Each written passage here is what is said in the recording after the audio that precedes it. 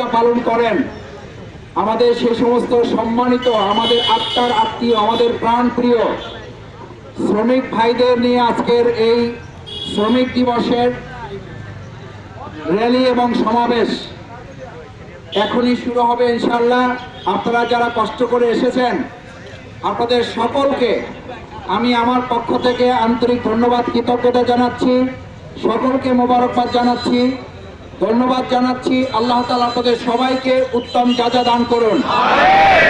আমরা প্রিয় বাউফলবাসীকে আশ্বস্ত করতে চাই, আমাদের সম্মানিত শ্রমিক ভাই এবং বোনেরা যে যেখানে কাজ করেন, তাদের তিনটা জিনিসকে আমরা নিরাপদ করব।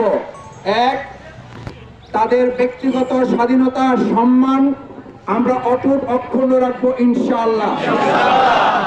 তাদের ন্যূনতম মজুরি আমাদের দেশের সাংবিধানিক আইন কাঠামো এবং দেশের মজুরির কাঠামোতে যেটা নির্ধারণ করা আছে, সেটার ক্ষেত্রে তারা যেন কখনো বিচ্যুত না ঘটে, তারা যেন বিচ্ছিন্ন না হয় এবং সেই কাঠামোটা নিশ্চিত করা যায়, সেটার জন্য বাংলাদেশ শ্রমিক কল্যাণ ফেডারেশন কাজ করবে ইনশাআল্লাহ।